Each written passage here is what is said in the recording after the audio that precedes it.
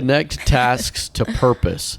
So even mundane tasks can become meaningful when you connect them to a deeper purpose. And I know there's so much like in work, and then to create intentional habits, which will result in extraordinary results. When we are doing tasks, this is one of the reasons I kind of learned this a long time ago, and I drive people nuts with it sometimes. But sometimes I think perfectionist means I want it my way, and there's a fine line between that of like having something just be really excellent, or I'm a perfectionist and it's because I want it this way. Because and no one can do it this way as good as I can. Yeah. Well, and so I'm like that. I'm like, he's like, so that's why everything I do is never good enough for him. Yeah. So, but I think that when we take these tasks that we have to do, mundane tasks, and we connect them to a purpose, if we understand like the greater purpose, and we've talked about this before, I think Brett and I talked about it, it's not necessarily that, we're doing this for these kids, and these kids are really brats today. We're doing it for God. We're doing it for the kingdom of God. And I mean, we even have the verse, as you've done to the least of these, or whatever, or you've done unto me. Yeah. And so, and then talking about the children coming unto him. Anyway, so we have a job to do. And so when I'm like lining up the benches and making them nice and straight, they're going to get messed up in 5 seconds. But it's because I want it to be excellent. I want it to be nice, not just be a mess, And sometimes he just freaks out at the kids. Guys, I had him lined up. And then he makes him all go, stop!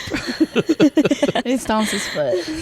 And then we cancel Sunday school. Yeah, and they all go sit in the sanctuary and listen to preaching. Yes. Oh, man. Can you imagine? That would be. I think it'd be hilarious. I think it'd be shocking. And the staff is just up here eating snacks. And it's like, where did all these kids come from? Yeah. And there's no just staff. in the back door. Become a perpetual student. Perpetual student. Where are we at? So, well, this is back on number 2. Oh. But adopt a beginner's mindset regardless of your expertise. So if you can, I'm getting really into this. If you can, she's thinking about Dairy Queen. Yeah, she's excited now. Nisha is fully engaged now. Let's go to number 4. Use value. And that's a wrap, guys. Okay, where are we at? So if we can approach that, like, it's kind of like this. I talk about this all the time. We get used to things being a certain way, and we forget how the guest sees it. And so we can have things out of place, like say on the platform in church or in Sunday school. Things are out of place, but we're used to it. We're used to that guitar sitting over there on the floor. And that fell over today, knocked over the trash can. My dad's like, we're getting rid of that guitar. Today? Yeah. Where? We were literally talking, and he was like backstage. trying to fix something, and the guitar just fell over, knocked the garbage over. He's like, we're getting rid of that guitar. so, If anybody needs a guitar. So, but we forget how the guests see the first time guests. And That's so true. if we can look at things, like with those fresh eyes. Yeah, and even like that can go both ways. Like you can look at it and be like, okay, we have stuff to improve because we're used to whatever. And then, we need to get that out of here. But at the same time, like I think that we have gotten discouraged before, or even like at Heart of Christmas, like our Christmas event, we're like, oh my word, this happened. Nobody knows. Yeah, and Nobody we're saw just like, that. that was such a Like major one time, flop. I left in the school play.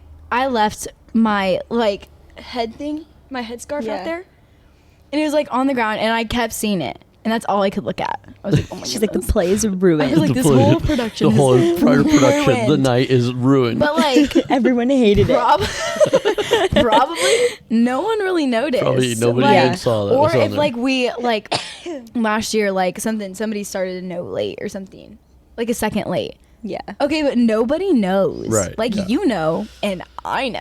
And we're all Yes. cringing, but They're all gasping, but they don't know. Like, so you could look at it Yeah. both ways, as in, okay, room for improvement, yes, but also like don't get discouraged. Don't beat yourself up. Yeah. Yeah. So I got to tell the story. I might have told this. I think I might have told this somewhere, but I'll tell it again. So to talk about Heart of Crystals, this last year, My goodness, it's coming up. yeah, I know. this Oh my last goodness. year, Brother Joey and I are doing the final skit at the end, the sketch, and Oh, Oh, yes, we yeah. talked about this. we're live on stage, and for us, this is a pretty big event, and so we're live on stage, and I am playing the part of God in this skit, and I'm supposed to. He cast himself as that. Just kidding. I'm supposed to tell him to reach into his back pocket, and he's going to he pulls out a letter that he wrote, to me in college, to God in college. And so we're doing the lines coming up to that. We're just going through the skit, and he very subtle. I mean, like nobody in the audience would have seen, but very subtle. He shakes his head at me. And I knew he didn't have the letter in his back pocket. But we're live on stage. And luckily I hadn't said the line yet, which was Reach so into your I back say pocket. how can I show you my love for you is as far as the east is from the west. How can I show you my love for you has no end? I know. Reach into your back pocket. So I say the line, I know. You remember you wrote me a letter in college, and I Yeah. don't say reach in your back pocket. I'm like, why don't you tell me what that letter said? It's at that point I would have completely blanked on everything I was supposed to Yeah. say. I would Yeah. be like, Well, and we should end the skit right now. this is one of the reasons when we practice this long time. We've done this a few times, but when we practiced a long time ago, I remember us talking about, because he writes it down what he says. He actually writes it on the letter, like, oh, don't have to memorize that part. But he has it memorized. He did memorize that part, and so it's a good thing. Yeah. Because he went through, and most of the people, even in our cast, didn't know. Just a few people did. Your mom knew. Your mom's like, oh, yeah. Work Plays on that, you ruined. guys. Yeah.